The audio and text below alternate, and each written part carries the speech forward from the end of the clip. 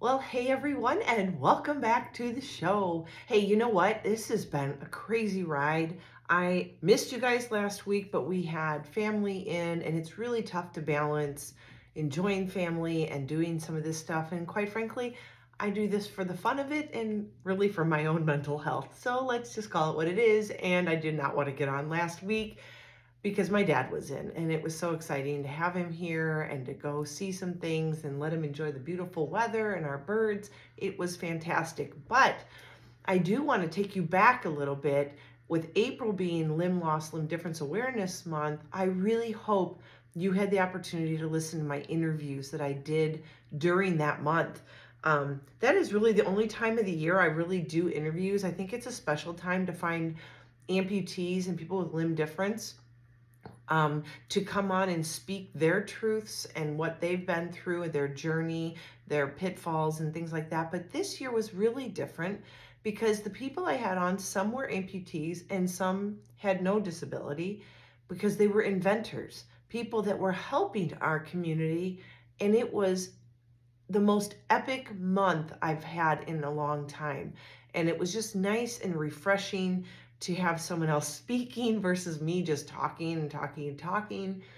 And if you did not hear those podcasts, I really hope you will go back to the April of 2024, this last April, and listen to them. We started off with a beautiful lady that created TheraV, which is her attempt at helping us with phantom pains. And when she started working in a prosthetics office as a student, she had never heard of that before until someone started talking about what they were feeling.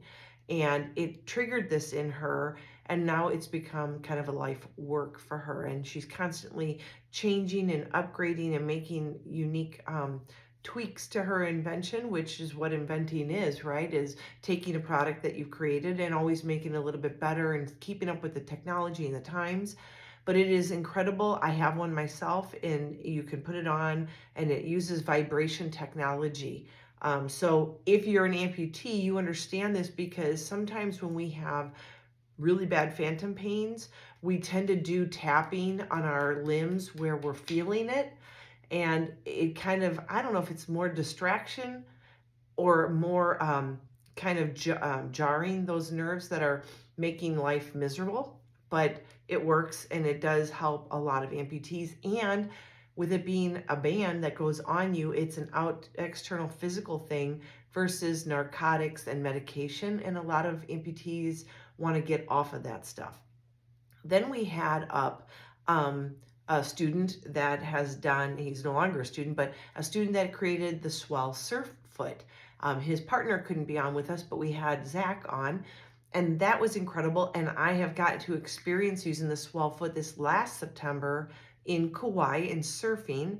And it's so cool because there is really nothing on the market for adaptive surfers. Everybody kind of makes their own device. And like even my surf leg and the foot I had, was helped by someone in California who had created her own blueprint, and she shared the blueprint with me, and I shared it with my prosthetist who made me one. And it literally is pipes and joints that don't move, that can handle the salt water because there's no rusting that needs to happen and worry about because there's no movement in the joint, the knee or the foot or ankle. And the Swell Surf Foot is a little bit heavy right now, but they're also doing this is the starting point. They're just doing kind of testing on it and finding out information from people that have used it. And that was incredible. Being able to say I've used it, to go out and use it in the ocean, and then again being able to use it this coming fall. I cannot wait to get out and surf again. So thank you, Zach at Swell Surf Foot. The week after that, we had Monster Mike Schultz, and he was a motocross racer, lost his leg, and was not happy with thinking he would never get on a bike again. And when he realized that he would have to create his own, he went out in his garage and started tinkering and came up with the company Biodapt. And now him, his wife, and a couple other people make their products by hand on his property, and they're out there. There's he actually is a Paralympian now as a snowboarder, and he's actually told, it says something about sharing that product with other competitors and seeing some of those competitors do really well, that he's got to try to beat somebody out that's got his product on. So talk about selflessness and even the playing field. He could have kept that technology to himself and just been epic. And instead, he's sharing it with the amputee community. And so that's really cool. Monster Mike Schultz, you're awesome. Thanks for coming on. And I ended the month with none other than Dr. Hugh Herr out of MIT. And I'll tell you what, that was a dream interview. I have to say I was a bit nervous because I am definitely not MIT material. I'm a creative person. I'm just not the total brainiac. I had to study hard and work really, really hard to get my grades that I did get. And being around them when I was there last December for a gait study, and then meeting Hugh while I was doing the gait study was so awesome. And to have him take the time out of his busy schedule of doing talks and teaching and working on the next best thing in um, um, bionics and things like that, it was really cool. And they have got something happening with Bionic Skin. I believe that's the name of the company. Forgive me if I'm wrong, but check out Bionic Skin. Right now, I think they're only really working with below knee amputees, but Hugh actually lost a limb rock climbing with his buddy. They got lost in the winter in the mountains and basically had frostbite, and he had to get rid of that. And he wanted to get back again, another innovator. He wanted to get back to rock climbing. And at that time, that many years ago, his prosthetist made his, I can't even imagine, made his socket out of plaster, which would be so painful and not friendly, and was told that he would never drive, never climb again for sure, and never ride a bike and things like that. And he didn't like that. So he went right back to his drawing board, and he started at 17, started creating his climbing foot that worked just for him. And then that led him going back to school, or going on to school, because he was a teenager, not sure he wanted to go to college. And then he went off and got his PhD. He's been to Harvard and MIT, and now he is the media lab coordinator there. And it was an incredible conversation. And you really just need to hear these things, because these are the things that are on the market now for us amputees. It is incredible to see how much has changed even since I've become an amputee 5 years ago, and what is coming down the pipeline in 10, 15 years is going to blow you out of the water. So you really want to check these people out on social media. Listen to my podcast, because they were really great interviews with a lot of good information coming out, and some humor, and just to see where these people came from, why they decided, especially the ones that aren't even amputees or know people that are amputees, why they chose this path and what they're doing with that technology now. So that was April. And then, like I said, last week I took off. It was kind of a nice breather. Doing interviews usually takes a toll on me because it's just a different schedule. And I am back. And I'm excited to be here. I'm excited for the summer that's coming. I hope you guys are enjoying some great weather where you're at. But I have to tell you, like, whew, right? We went through not only my dad being in, but while he was in, we packed up 2 kids from GCU for the summer. Their classes were done in April, and one of them graduated. We have a college graduate, woot woot. And there's just a lot that's happening. So with that, I'm like, so what do I want to really talk about today? And I didn't really want to be only just about what happened in the month of April, but I really wanted to talk to you about, like, the mindset. And, it's okay. Like, I have learned that I can be a slave to whatever I choose to do. And as my husband would say to you, is every time I decide to try something, I never half-ass it. It's always 110% and 120%, and it takes all my time and all my energy. So when my kid was graduating and my dad was in, and we were moving kids out, and there was all this happening, my train of thought was derailed a million times.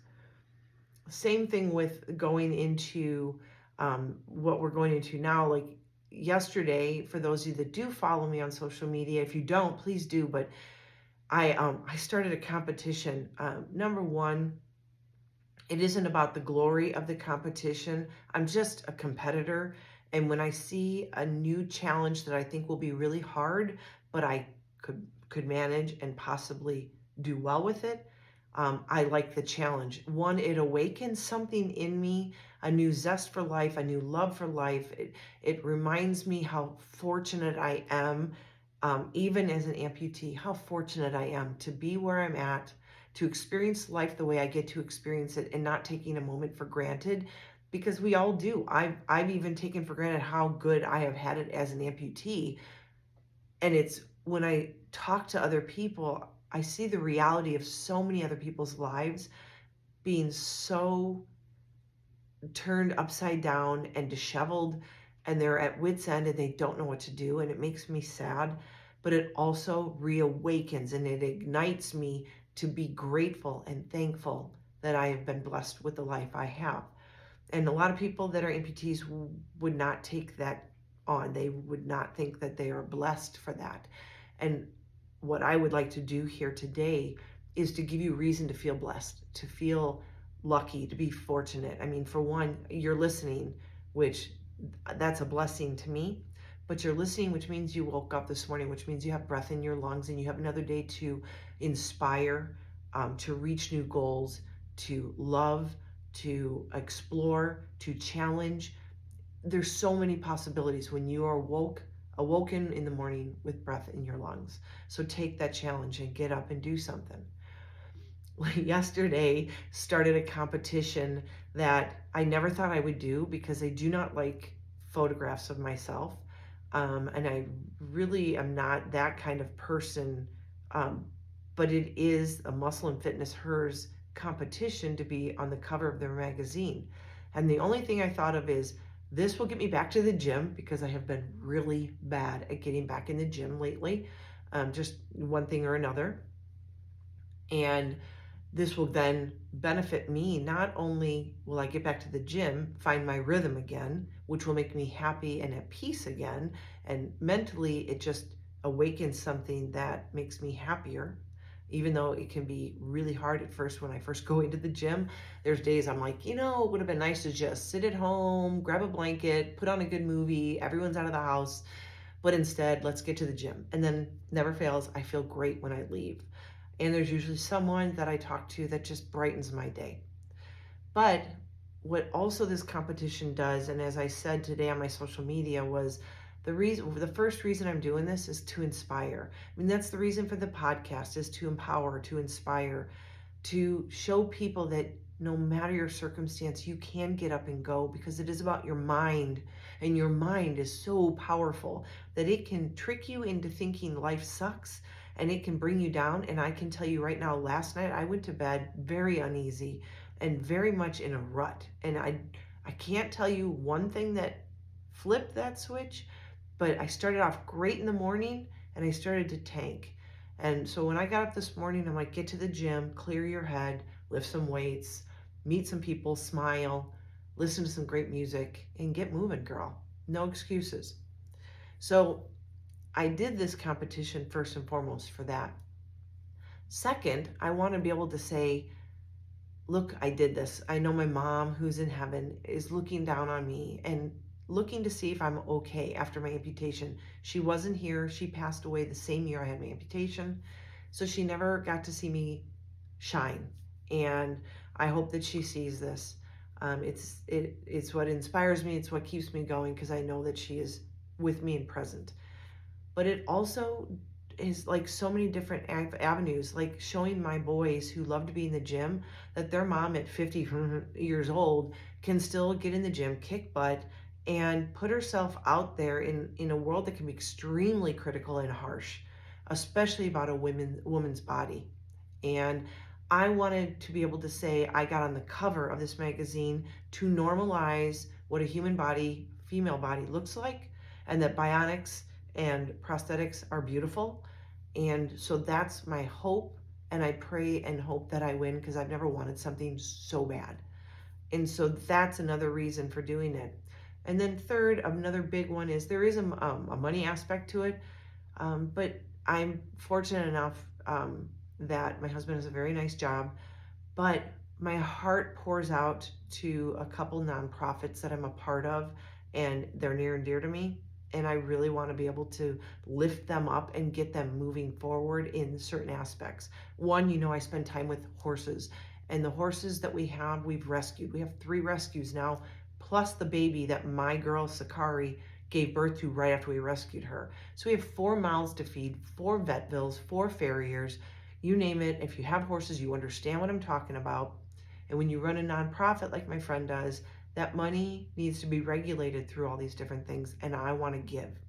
I want to help with those bills because the equine therapy is a huge part of my day to day, and I want to bring it to others. And so I'm training these horses up to be good equine therapists. And then the other one is Limbs for Humanity, which is my prosthetists who have made it um, their goal, their life goal now, not just to serve their prosthetic company that they have created, but also to take prosthetics to underprivileged areas like Mexico. They go down there once a month with the gifts. I mean, they are gifts to these people that have lost their limbs, a lot to diabetes, and they give and give whatever they can, whatever they have of their time, but also their finances to travel and to stay down there for long weekends, and even the products they bring down. Some are donated, but some is their own money. And I want to be able to lift them up and get them a good start into helping others. So, that being said, that's why I'm doing what I'm doing. I'm like I said, I'm not doing this for self gratification. However, there is a component, of course, that would be make me feel really good. The competitor in me wants to win. I always want to win. If I start something, I'm going to finish it. Something like this, I'm not only going to finish, I want to win. So if you can help me, that would be great. You can find my link on my Instagram or my Facebook, and you vote every day for free, or you can donate to the cause. And what it does is the money donated to give me 25 votes for $25 or 50 votes for $50, it goes to children's cancer research, which again is near and dear to me because there's a couple young ladies that I know lost their limbs to cancer. And growing up, I mean, it's hard enough getting a prosthetic to fit, but let alone also your body is growing and changing as a young woman. And when I say young woman, they were just children when it happened. So they've been going through all the changes. And then also the side effects of chemo affecting one of them right now makes me extremely sad to see. And I would love to see us support children cancer research so this doesn't happen to others.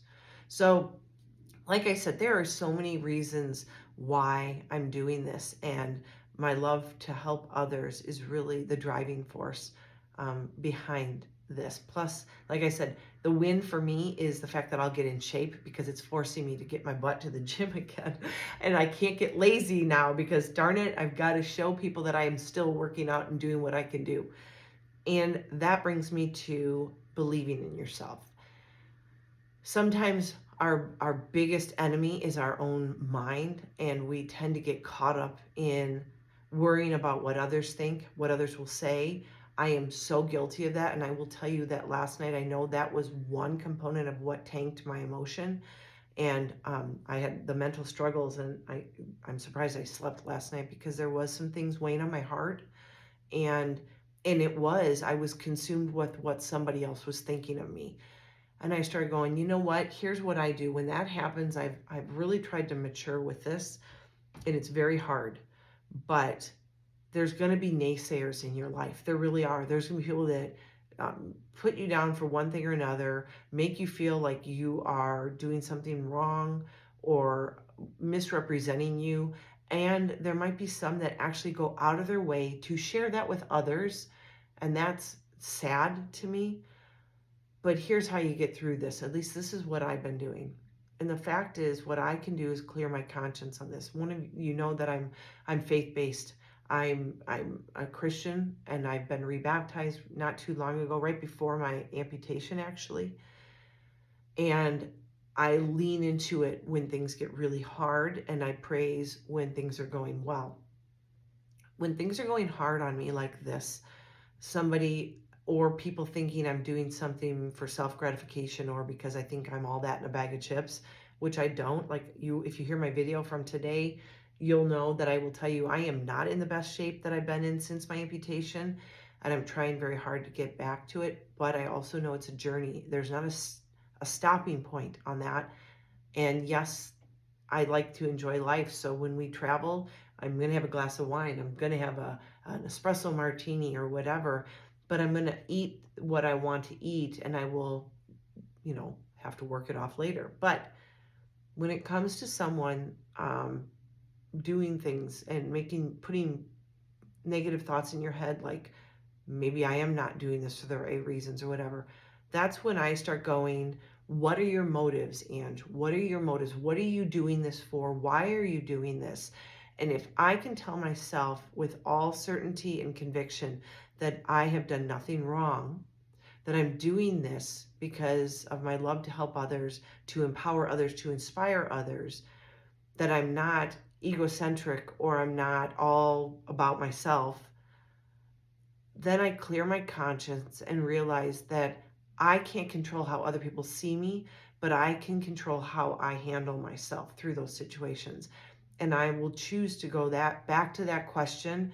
And sometimes we get away with ourselves, right? We forget where our focus should be. And it also brings me back to center when I do get sidetracked or I do get caught up in, I got to get a podcast out. I got to get a podcast out. But what's most important right now? Oh, my dad's in, and he's going to be 90. I want to soak up every moment I have with him. Every minute is important. So this podcast can wait a week. No one will remember this a year down the road, but I will always remember the time I spent with my dad. So what are my motives? When I tell myself that my motives are free and clear and they're positive and they're genuine and they're filled with love and and trying to share positivity, good vibes, whatever, then I can start to let go of the grip of worrying that I'm not pleasing everybody. I'm a people pleaser, and that is part of the perfectionist in me and the competitor in me. And because I've never really done anything like this where I've worked out and shown myself working out or done pictures of me working out and showing off, quote unquote, which I hate, um, I have to remember what is the purpose. I want to win this money. I really do. I want to be able to donate my money that I win. I think it's a good cause for both of them. I also want to see myself get on that magazine so that I can share with the world that amputees are not disabled people. We are just, we have to shift our thinking and our journey is different, but we are more than capable of doing anything anybody else can do, and sometimes even better than some people. And so, for example, I had a gentleman come up to me today at the gym and he saw me doing the pistol squats on the Bosu ball. And I was holding my prosthetic leg up. And he's like, I can't even do that with two legs. And he goes, I hope I don't offend you by saying that. I'm like, no, I appreciate you saying that. I don't get offended when people try to be honest because I know he meant well. And he's like, I just want to say that you made my day and you got me to stop whining and complaining in my head while I'm here at the gym. And quite frankly, it's those moments that remind me that we can inspire by doing our day to day if our heart is pure and good and we're doing things for the right reasons. And yes, I go there for my own benefit, but it makes me a better person. It makes me a better wife. It makes me a better mom. And then when I'm feeling great, I can give. I'm not depleting my own bucket. I'm filling myself up. People there fill me up, and then I can go and reciprocate to the people in the world around me. So, believing in yourself and your mindset that you can do anything. And yeah, I'm not discounting the fact that there are some amputees still struggling, okay? But you can get past those struggles by shifting your thinking. And it's all about your brain. Your brain is the most powerful thing in your whole body. And whatever you tell your brain and believe, your brain will process and it will figure it out. Phantom pains are real. There are days where I've had them so bad that it's crushing and it's debilitating and I can't function and I can't think about anything else but the pain. But I do know that what I've told myself is this will end. This is not permanent. This is not lifelong. I'm not going to have this phantom pain for the next 6 weeks, 1 year, 10 years. It will come and it'll subside. And usually for me, about 4 or 5 days. I think I'm lucky that way. Some people get them for much longer. But remember, there's the light at the end of the tunnel. Phantom pains get pissed off because of something. When I work out, yesterday was leg day. My foot was burning all night last night because I was pressing into my socket. And basically, once you piss off a few nerves in there, they're like, see ya, and they just fire off. And I know that as soon as I take my leg off at night, it just kind of floods. So just remember, your mindset is powerful. If you tell yourself you can't, then you won't. If you tell yourself you can, you will. And it is not always that easy, but that is the first step in the right direction. What you speak to yourself, you will start to believe. And when you start to believe it for real, your brain will pick up on those messages of the heart and you will start functioning the way you want to function in life. So, no matter where you're at, whether you're an amputee or you're following me because you want to be motivated, if you're struggling with medical conditions or you know someone struggling, let them know positivity mindset is so more valuable than anything else you can imagine. So just make sure that you are thinking positive, acting positive, and when the going gets tough, that's when you actually flood yourself with more positivity than ever before. That is not the time to get back and get whiny or sit back and boo-hoo or pity party. And yes, there are times for those, and as long as you get it done and get over it, because there is better things to do with your life than having a pity party on yourself, because you do know that there is going to be someone else in this world that is worse off than you. No matter what you're going through, there is someone worse off than you. So if you woke up today and you're listening to this, you have breath in your lungs, I want to see what you're doing. Get out there, make a difference in the world, make a difference in your life. Think positive, act positive, smile more, and know that there is a purpose for you when you wake up. And you just got to figure out what it is your purpose is. So I'm hoping that my purpose is to win this competition. It unfortunately is like 4 different cuts, I think, and I'm doing really well. I think there's 8 more days now on this first cut. But if you can get on to my Be a Warrior 360 Instagram or my Angie Huser on Facebook, you'll see my post. Follow me. And please share this message with everybody. Share positivity. We need more of that in this world. And I guarantee you, you're going to feel so much better despite whatever you're going through.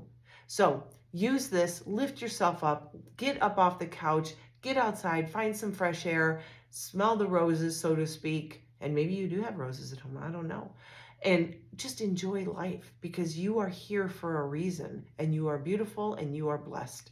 So I hope you have a great rest of your week. I'm so grateful you're here. Please share my podcast with others. I really want to spread the word and positivity around the world. And again, as always, be healthy, be happy, be you.